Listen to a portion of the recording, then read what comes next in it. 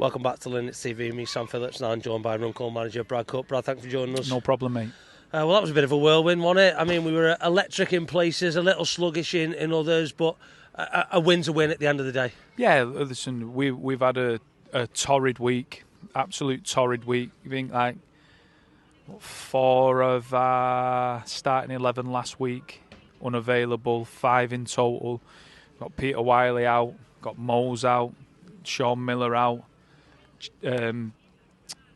Jax Welsh out, and Wally.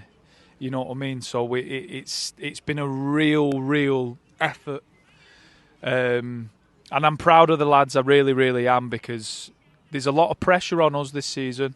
There's a lot of external pressure, and there's a lot of pressure internally as well that we've put on ourselves, that we expect to be winning football games, and that's 4 wins out of 5 now competitively. And yeah, it's great to be winning games and still not being there where we want to be, and especially when you're losing big players as well. To be able to correct some of the things that we're doing, I think that's going to be a focus. But when you're winning football games and not at your best, it shows that we've got a really talented group. And I totally agree with you. I thought in spells tonight we looked absolutely electric, like frightening. But whether it was the final ball or the finish, whatever it was, it just didn't happen. But listen, we've got 3 points, and that's the main thing. Yeah, no.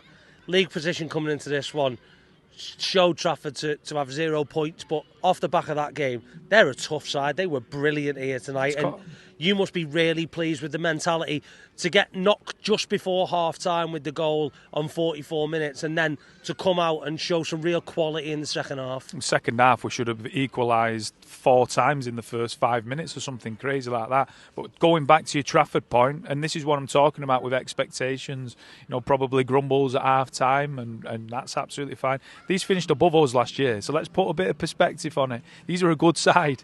And that's 3 sides out of the 5 now, with Vauxhall and 2 sides out of the 3 that we've played in the league that have finished above us last year.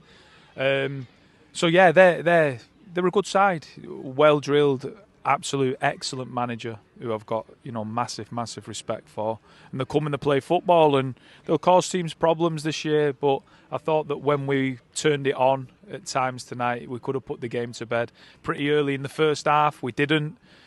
They got a grip of it probably from half an hour to half time, and they got a real sloppy goal from our point just before half time. But then the second half, I felt like it was just a matter of when. I don't think Bales has done anything, has he? And just a matter of when. And sometimes it don't go in for you. You miss so many chances, you think it's going to be one of them nights, and fortunately it wasn't tonight. And your 2 centre forwards that you rely on have both come up trumps. Yeah, no, you say it's obviously been a tough week, 5 players missing, which has gave opportunities to players who haven't quite been around that starting tonight. I mean, I know we say every week and not about singling players out, but I think there was a certain performance on that pitch tonight who's had a difficult time in his Runcorn career since he started, only young, but Harvey Washington tonight was outstanding. He's been outstanding from the moment.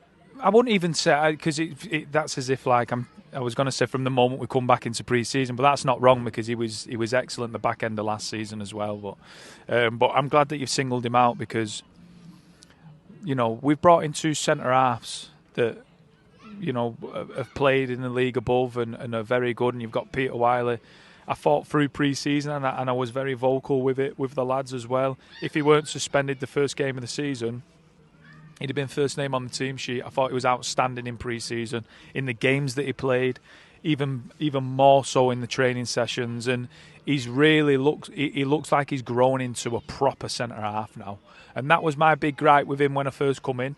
And we had a lot of conversations about it. But now he's ready. And when he puts in performances again like that tonight and last Saturday, he's going to be hard to shift out the team, because, like I've said, out of the 4 centre halves, he's been top draw. So really pleased for Avs. He's a great kid. I want more from him in the opposition's box, because he's winning a lot now on the halfway line, but he should be chipping in with 5-6 goals a season with the way that he can attack the ball now. So that's the big challenge for him. We want to keep clean sheets, but I want him affecting the opposition's goal as well, which he's got capability to do so. Yeah, and just one quick one before we let you go. Obviously, new signing came in yesterday, played tonight, Marcus. 87, 88 minutes until he just limped off at the end.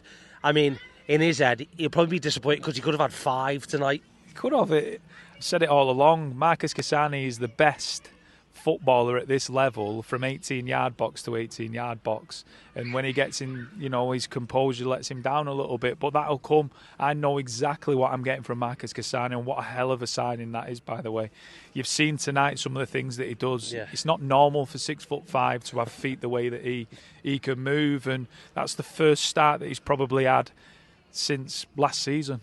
So he's still got loads and loads more to come. He's not as sharp as he can be, and like I said, I've had him for a long time, so I know exactly what he's all about, and he'll just get better and better. But I was pleased for Marcus tonight, because I thought, barring the couple of chances that he's missed, I thought that he was excellent everywhere else on the pitch, and like I said, he's only going to get better for us. And just finally, a quick turnaround to Monday now. It's always difficult around these bank holiday games to play Friday or Saturday and then Monday again. What do we do to prep now? I always moan every year. Every single year I've moaned about bank holiday fixtures at the start of the season, at the end of the season. I think it's absolutely ludicrous. That's my opinion. I don't think it's fair on lads. And listen, we've had, like I said, a torrid week, so we've had to, rely on the squad of what we've got, and the young kids as well. I thought George, when he come on, give us some great energy. And we'll just have to rest and recoup now. We've got that extra day, so to speak, if you call it that.